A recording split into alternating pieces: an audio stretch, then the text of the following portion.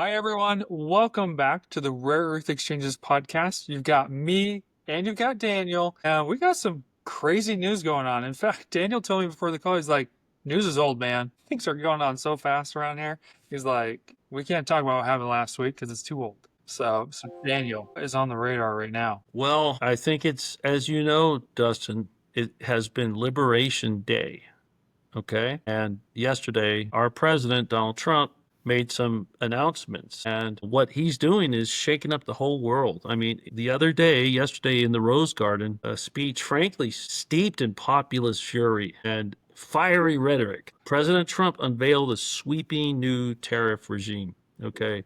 Basically declaring this a national economic emergency and launching what, again, we would call Liberation Day for American industry. There's a baseline 10% tariff that applies to all imports, rising steeply for countries where, at least according to the logic of the White House, is deemed unfair trade partners. 25% for foreign cars, 34% for China, although minerals aren't necessarily included, which is interesting. We'll get to that.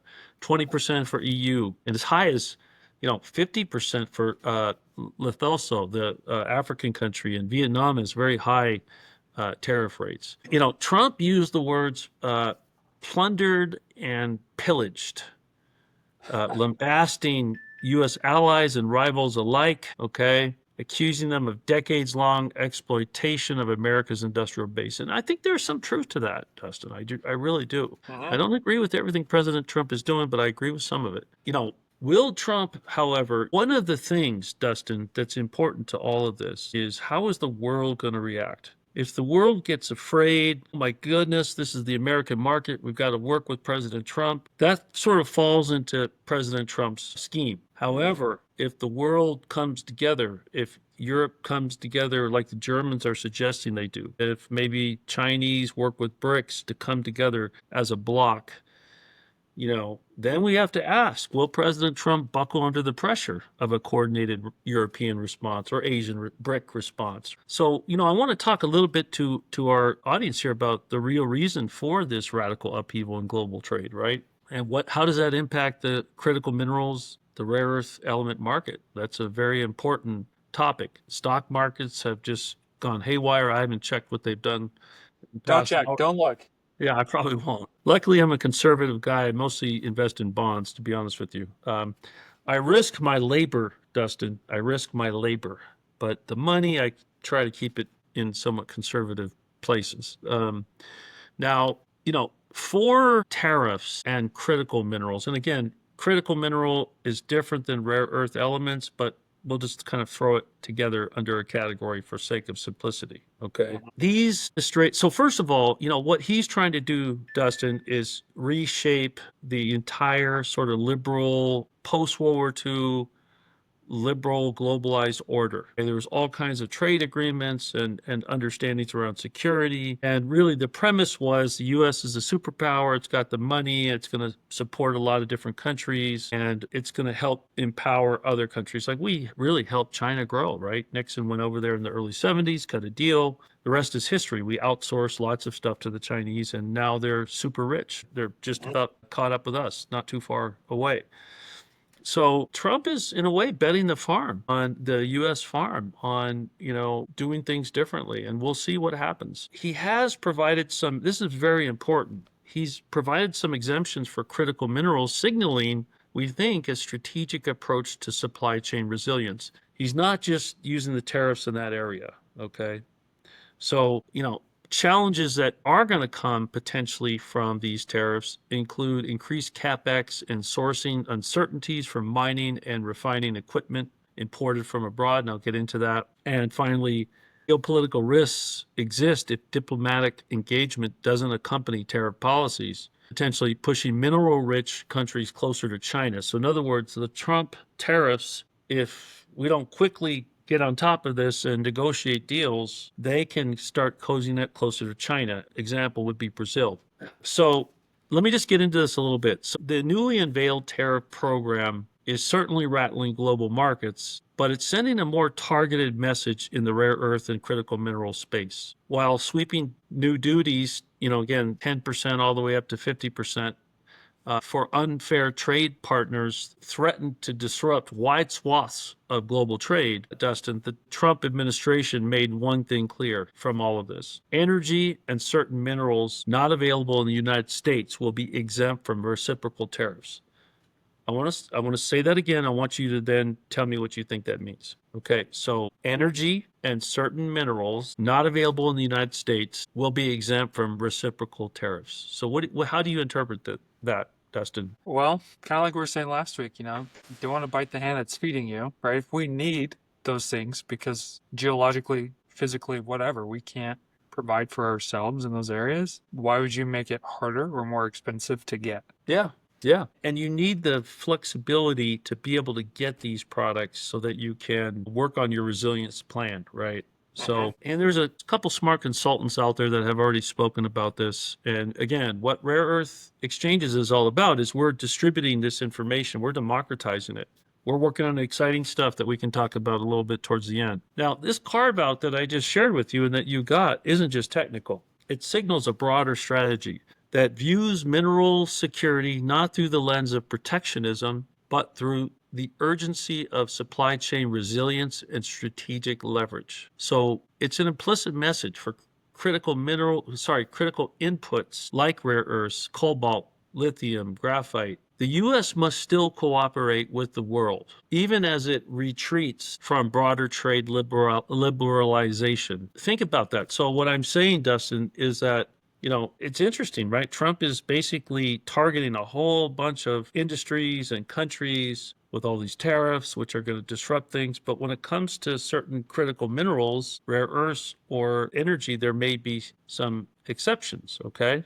Now, but here's the issue, okay? And there's one consultant out there. Her name is really smart woman, Grace Bascaran. She works for CSIS, and she talked about this. But we have some critique on that. Her point was, hey, it's a great opportunity. We're not just throwing in the towel with rare earth, critical minerals. There's a strategy, there's a plan. But exemptions don't isolate the sector from collateral damage. And this is our point today. So steel, aluminum might remain under existing Section 232 tariffs. Copper could re-enter national security review territory.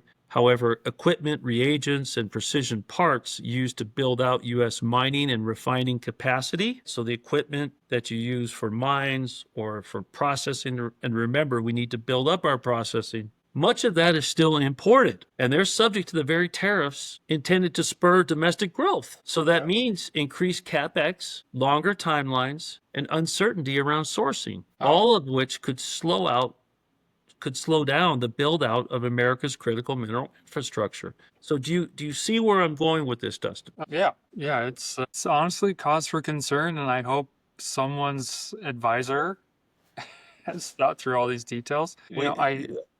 I think just the logic response here is, here at Rare Earth Exchanges, we've said that over and over. China controls 90% of all processing of these rare earths and critical minerals, right? And if China's getting a 54% tariff on all of that, like, why? We don't even have the infrastructure to compete with that.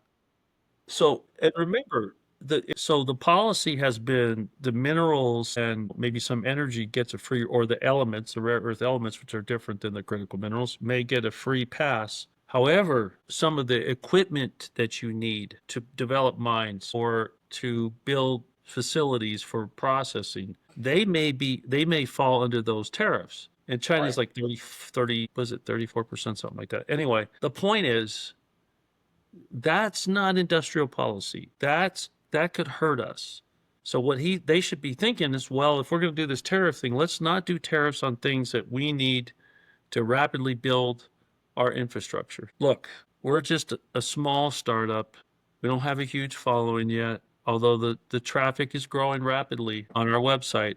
It is. So our reach is still limited. But at some point, I think some important people already come to this show and to our website. I know that. I see who is signing up on our newsletter. Okay. So now, just to finish this, there's another point I want to make. Beyond the borders, there's a geographical fallout that could loom large from all of this. Dustin, Countries from Indonesia to South Africa to India, rich in mineral wealth and already producing their own brand of resource nationalism, may be pushed further into China's orbit. If the U.S. fails to pair tariffs with a robust strategy for diplomatic engagement and trade alignment. So, tariffs may be the headline, but without mineral diplomacy to match, we, the United States, could end up strengthening the very dependencies we seek to escape. And then we cannot we cannot forget what we're constantly writing about, Dustin, that industrial policy in the area of critical minerals and rare earth elements, industrial policy is really necessary in this case. You are competing against the Chinese government, the treasury there, which has, trillions of dollars, and these large, publicly traded but state-owned actors that consolidate the rare earth mining, refining, and production. And we can't compete with that just on an open market playing field. We cannot. So tariffs can help, but we're missing a few things, and we're hoping that somebody out there important that has President Trump's ear is reading or listening to rare earth exchanges. Fingers crossed. And based on a lot of the reports I was reading, short-term pain for long-term gain is kind of the ulterior messaging there. Well, I will just tell you this. Yes, short-term pain for long-term gain. Here's the problem, though. If that short-term pain turns into intermediate pain, you're going to have a political crisis on your hands. So,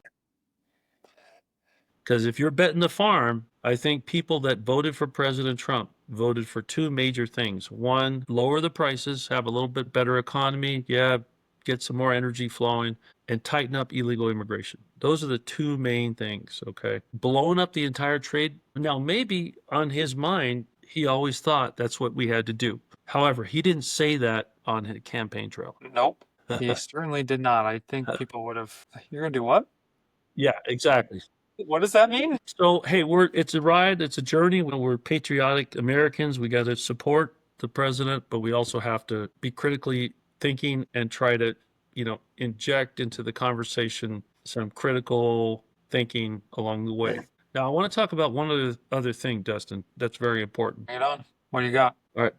So Baogang, which is Baogang Group, Batal Rare Earth Product Exchange. This is a marketplace in Mongolia. It's the biggest exchange marketplace of rare earth elements in the world, but it's all China. Okay. They are reporting, and this is a source. This came from Rare Earth Exchanges first, out of China, and us in the English speaking world and in Europe, everywhere. We're the first news to source this. Okay. We report that China's Volatile Group Rare Earth Products Exchange, or the Rare Earth Exchange, posted a strong first quarter performance, but more importantly, they're talking about expanding. They're talking about expanding to new niche products and raw material auctions. Okay. That includes considering, well, in parallel, this Chinese exchange, one of the couple big ones in China, again, signed a cooperative agreement with the Baotou Rare Earth Research Institute, establishing a dedicated promotional space on the exchange's website and creating a marketing channel for scientific and industrial collaborations. First for China and potentially the world, a spot price index for rare earths in China, but also for the West. They said we might want to take this globally, outside of China, ex-China. That's a big deal. And I have to say, Dustin, all this is happening since we wrote all these articles, and I just wonder if we're having some influence. I've seen a lot of folks out of China come into our website and on our LinkedIn group. They're definitely reading us. Are they trying to copy us, Dustin, with our idea? We're gonna have to try to get in touch with President Trump and get some help here. Right? Yeah. It really makes you wonder, like, who's really coming, who's really reading, and when are they going to give us the credit that's due? Yeah, well, or they're, unfortunately, we're tipping the Chinese off, and they're going to just go. While we try to build our exchange, they beat us to the punch. Yeah. But we could say we're American. Okay, so you got to go American first. Yep. Gotta go American first. And every market loves competition. Every market thrives in competition. So Absolutely. So on that note, I just wanted to get that out there. This is sourced in China. We're the first to report on it that I have seen. And, it ties into, I just want to conclude from my perspective, we are building out the project directory. So if you go to rareearthexchanges.com, you will see our projects, and that's pretty much every rare earth mine out there. Not all of them have rare earths. So what we do is we have part of our team doing research into all of these mines and mining projects around the world. And we're going to update that in a slicker interface, more user-friendly interface, more dynamic. And then we're going to do some other very interesting things for market pricing, supply and demand. So we're working on some very exciting, disruptive things. I can't go into all of it, but it's quite exciting. Yeah, we don't want anyone to rip us off. No, thank you, Dustin. Thank you. Yeah, so keep a tight lid on it, Daniel. Yes. Yeah, some exciting things for sure. And we try to encourage everyone to come to rareearthexchanges.com to see the latest news that we're reporting on, even if it is just a different take on the same things you might be hearing elsewhere. Because we do definitely try to break it down, look at it pragmatically, logically, what are the loopholes that are going on. So definitely worth the discussion. And leave comments too on our articles, things that you see, your thoughts. Yeah, let us know what you think, what's truly going on in the industry. I think as a community, we can only make it better from here. Join in. Daniel, does that kind of summarize the hot news, the latest goss? Yes, I think there's a bunch of other reports that we've done, but considering the intense, globe shaking policies that President Trump has just enacted, the tariff policies, I think it was appropriate that we focus on that today. 100%. How could we not? It affects more than just the United States. It affects the world. Everyone's reacting. Everyone has apprehension of what that looks like, And I truly do hope it'll be some short-term pain because heaven knows I don't want to go through any more than I have to. Yeah, I concur, Dustin. We want to mitigate or avoid pain, and if we're going to have pain, let's keep it short term. Yeah. I if it can't be that, I'm really gonna start to question some decisions that have been made because I can appreciate the need for being independent and self-reliant. Like I appreciate all that. And if this will get us there, I'm all for it. But at what cost? So At what cost? And again, if you look at Adam Smith, Wealth of Nations, the discipline of economics, it's all about trade. It's all about, division of labor and, specialize in what you're good at. And so, I think let's give it a chance. We got to give President Trump a chance. He was elected, he's got some smart people around him. Let's be cautiously optimistic. great way to say that. Cautiously optimistic. And honestly, it's, kind of do unto others as you would have them do unto you. And for me, I would appreciate the benefit of the doubt. I would appreciate, just an ounce of trust if I couldn't give all the details, So I'm just like, if it were me, if I was in his shoes trying to do the country a favor, I think I would like it if people would just, give me a chance. And so I think you're spot on with that, Daniel, of let's be cautious. Let's give him benefit of the doubt Yeah. until until he proves otherwise. Well, I think we can, just on that note, while we're on this topic, the way we've been going about it is not working because, we're sort of getting more and more debt and more trade imbalances. We have ourselves to blame for that, by the way. I mean, I don't blame China for wanting to do well. I don't blame anybody. But again, our politicians, our government officials, our corporate chieftains, they've had an environment where they can do well for themselves based on short-term gain, but long-term pain. So now Trump is forcing us to, reckon with the reality of where we are. And it's not pretty. And you can kind of pretend like, it's all great, but we're accumulating 30, 35, 40 trillion, whatever the number is. It's not sustainable. So, it's happening now. That reckoning. Right. Yeah. It's at some point it either has to be fixed or it all comes crashing down. Yeah. Right. Yes. So I think it's well intentioned and, we just have to, and from our vantage point, he's left it open so there could be some reciprocity and, some. It's going to be very interesting from a critical minerals, rare earth element sector, and especially everything we're learning, we're applying, and we're going to see in real time what unfolds. Yeah. If we thought yesterday was exciting, I still believe he's just warming up. Oh yeah, no, this is the most, disruptive thing I've seen in my lifetime in terms of the world order, economy. It's serious. Yeah, he's not messing around. So, all right, Daniel. Well, unless you have any famous last words, I think we can wrap this one up. What do you say? I want to say onward and upward that everybody should, regardless of how crazy life is and what's going on in the world, you have yourself. If you have your health, even better. Work hard, stay focused. There's going to be a lot of opportunities coming. And so it's like what we've done with rare earth exchanges. Before October 10th of 2024, which is only a few months away, this didn't exist, this platform. Now there's thousands and thousands and thousands of people coming, and it's just started. So you see, we did that. We started it up, you and I, lots of constraints. Look what we're doing. So there's going to be a lot of opportunity, but people have to kind of think out of the box and be ready to change. That's very important.